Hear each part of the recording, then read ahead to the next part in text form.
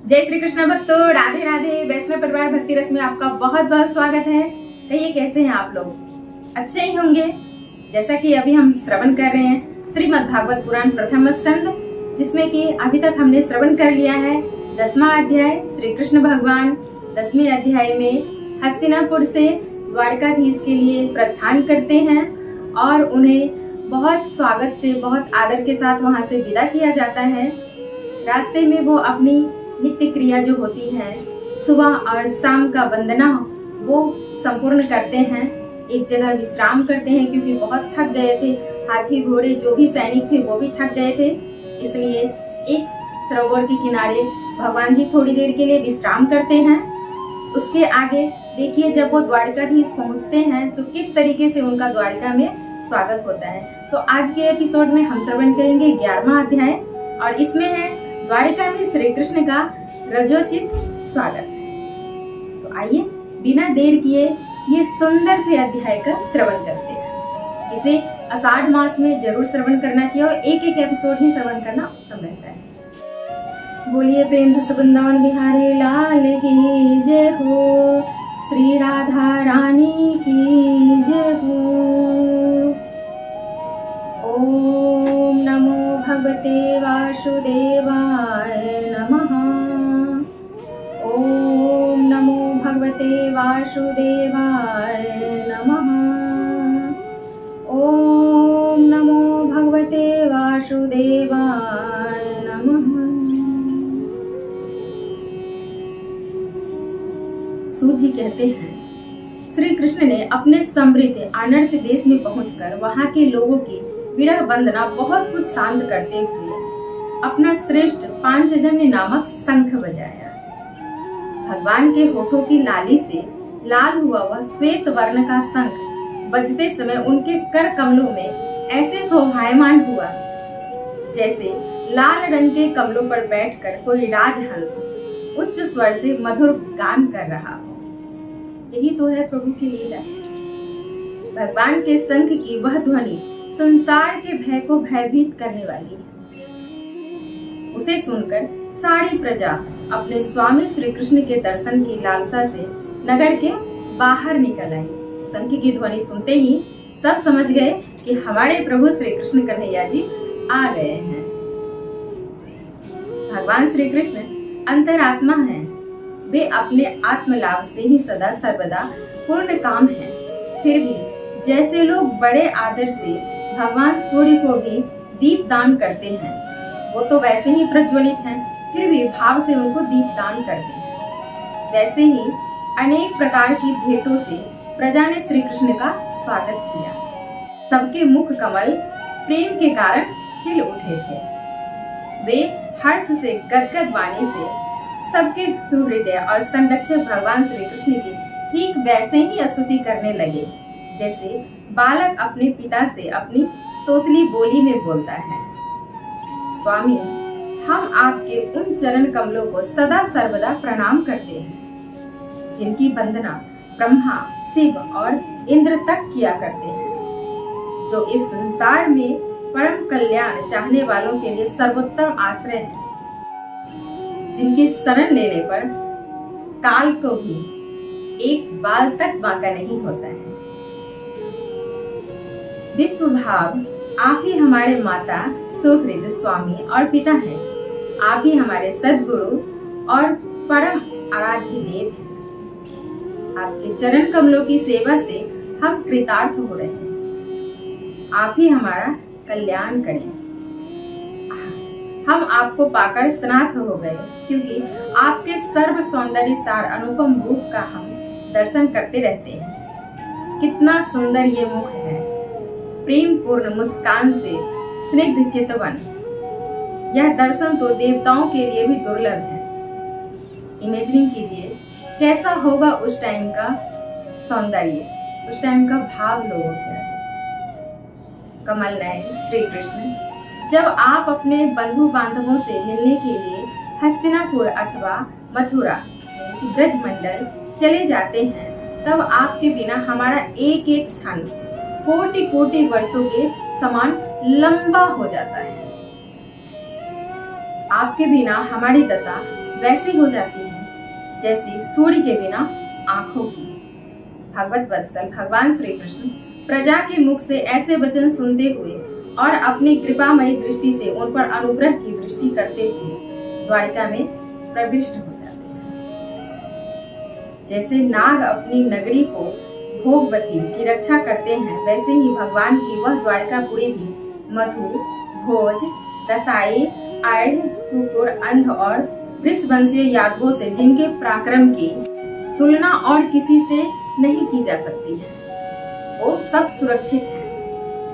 वह पूरी समस्त ऋतुओं के संपूर्ण वैभव से संपन्न एवं पवित्र वृक्षों एवं लताओं के कुंजों से युक्त है, यानी कि परिपूर्ण है। स्थान स्थान पर फलों से पूर्ण उद्यान, पुष्प वाटिकाएं एवं क्रीड़ा वन है। बाग बगीचे हैं, पुष्प वाटिकाएं हैं, बीच बीच में कमल युक्त सरोवर नगर की शोभा और बढ़ा रही है। नगर के फाटकों, महल के दरवाजों और सड़कों पर भगवान के स्वागतार्थ वंदन बाड़े लगाई गई थी। जब कोई आता है तो उनके स्वागत में हम क्या क्या नहीं करते हैं। जो महान पुरुष कोई आते हैं उनके स्वागत में, ये तो प्रभु श्री कृष्ण कन्हैया जी हैं, तो प्रजा क्यों नहीं स्वागत में वंदन बाड़ लगाते।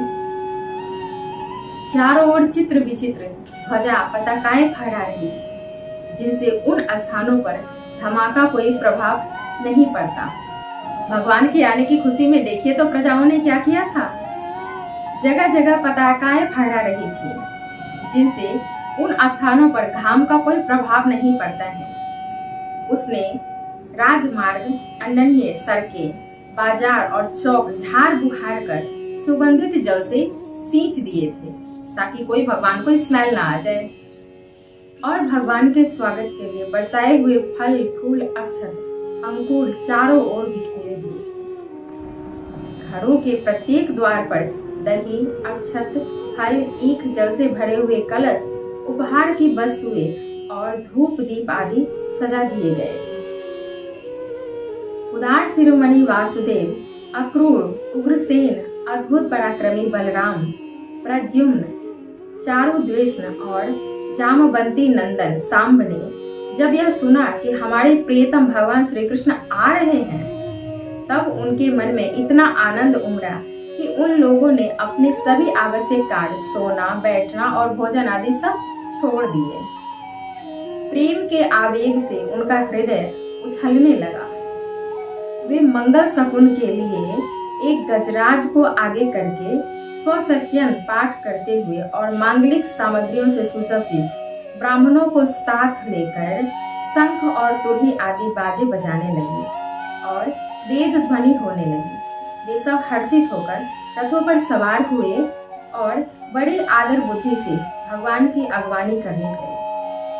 साथ ही भगवान श्री कृष्ण के दर्शन के लिए उत्सुक सैकड़ों श्रेष्ठ वारंगनाएं, जिनके मुख कपोलों पर चमचमाते हुए कुंडलों की कांति पड़ने से बड़े सुंदर दिखते, पालकियों पर चढ़कर भगवान की अगवानी के लिए चल दिए।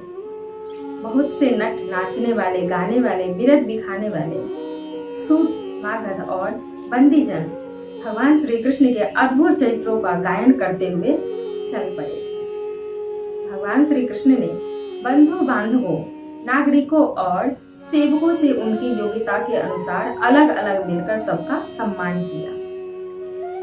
किसी को सिर झुकाकर प्रणाम किया, किसी को वाणी से अभिवादन किया, किसी को हृदय से लगाया। जो जिस योग्य थे उस तरीके से प्रभु उनका स्वागत कर रहे थे। किसी को हृदय से लगाया, किसी के हाथ मिला लिए, किसी की ओर देखकर मुस्कुरा भर दिया और किसी को केवल प्रेम भरी दृष्टि से देख लिया।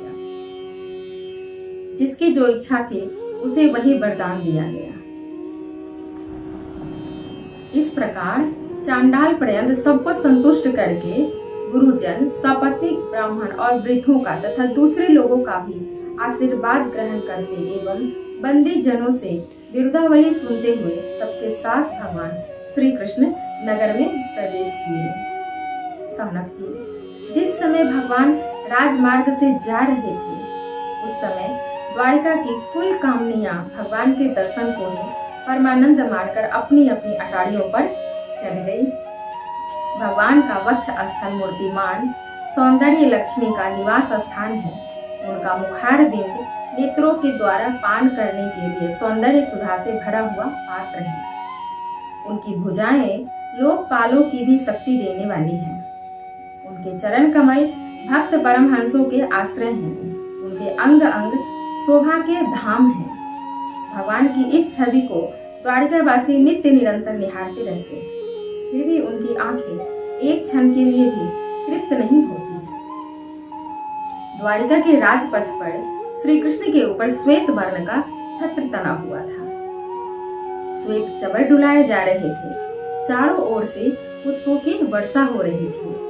वे पीतांबर और वनमाला धारण किए हुए थे। इस समय वो ऐसे शोभायमान हो रहे थे मानो श्याम मेघ एक ही साथ सूर्य, चंद्रमा, इंद्रधनुष और बिजली से शोभायमान हो रहे हैं। भगवान सबसे पहले अपने माता पिता के महल में गए। वहां उन्होंने बड़े आनंद से देवकी आदि सातों माताओं को चरणों पर सिर रखकर प्रणाम किया और माताओं ने उन्हें अपने हृदय से लगाकर गोद में बैठा लिया। स्नेह के कारण उनके स्तनों से दूध की धारा बहने लगी।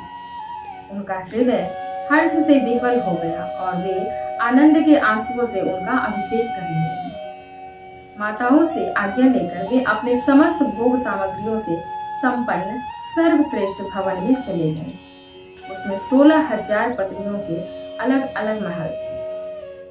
अपने प्राणनाथ भगवान श्री कृष्ण को बहुत दिन बाहर रहने के बाद घर आया देखकर रानियों के हृदय में बड़ा आनंद हुआ।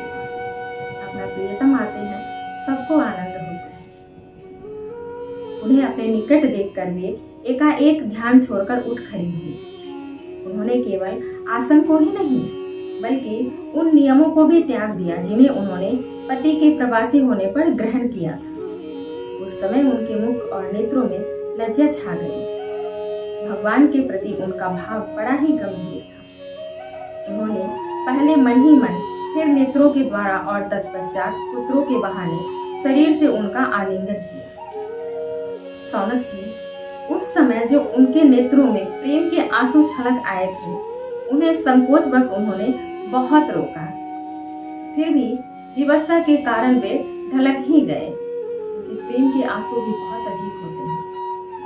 यद्यपि भगवान श्री कृष्ण एकांत में सर्वदा ही उनके पास रहते थे, तथापि उनके चरण कमल उन्हें पद पद पर नए नए जान पड़ते। भला स्वभाव से ही चंचल लक्ष्मी, जिन्हें एक क्षण के लिए भी कभी नहीं छोड़ती, उनकी संधि से किस स्त्री को तृप्ति हो सकती है। जैसे वायु बांसों के संघर्ष से दावानल पैदा करके उन्हें जला देते हैं, वैसे ही पृथ्वी के भाड़भूत और शक्तिशाली राजाओं में परस्पर फूट डालकर बिना शस्त्र ग्रहण किए ही भगवान श्री कृष्ण ने उन्हें कई अक्षौणी सेना सहित एक दूसरे से मरवा डाला और उसके बाद आप भी उपराम हो गए। साक्षात परमेश्वर ही अपनी लीला से इस मनुष्य लोक में अवतीर्ण हुए और सहस्रों रमणीय रत्नों में रहकर उन्होंने साधारण मनुष्य की तरह क्रीड़ा की। जिनकी निर्मल और मधुर हंसी उनके हृदय के उन्मुक्त भावों को सूचित करने वाली थी, उनकी लाली चितवन की चोट से बेसुध होकर विश्व विजयी कामदेव भी अपने धनुष का परित्याग कर दिया करते थे। वे कमनीय कामनियां अपने काम विलासों से जिनके मन में तनिक भी क्षोभ नहीं पैदा कर सकी, उन असंग भगवान श्री कृष्ण को संसार के लोग अपने ही समान कर्म करते देखकर आसक्त मनुष्य समझते हैं। यह उनकी मूर्खता है। यही तो भगवान की भगवत है कि वे प्रकृति में स्थित होकर भी उसके गुणों से कभी लिप्त नहीं होते हैं। जैसे भगवान के शरणागत में रहने वाले की बुद्धि प्राकृतिक गुणों से लिप्त नहीं होती। वे मूढ़ स्त्रियां भी श्री कृष्ण को अपना एकांत से भी स्त्री प्रायण भक्ति ही समझ बैठती हैं, क्योंकि वे अपने स्वामी के ऐश्वर्य को नहीं जानती थी। ठीक वैसे ही जैसे अहंकारी वृत्तियां ईश्वर की अपने धर्म से युक्त नहीं मानती, ठीक वैसे ही जैसे अहंकार की वृत्तियां अपने ईश्वर को धर्म युक्त नहीं मानती। बोलिए प्रेम से वृंदावन बिहारी लाल की जय हो। श्री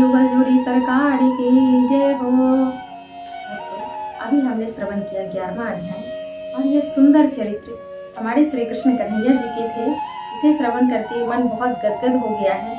आपको कैसा लगा हमें कमेंट करके जरूर बताइएगा। मिलते हैं नेक्स्ट वीडियो में, तब तक के लिए जय श्री कृष्णा, राधे राधे। और चैनल को अभी तक आपने सब्सक्राइब नहीं किया है तो चैनल को सब्सक्राइब जरूर कर दीजिएगा और वीडियो को अपने दोस्तों के साथ शेयर करना बिल्कुल मत भूलिएगा।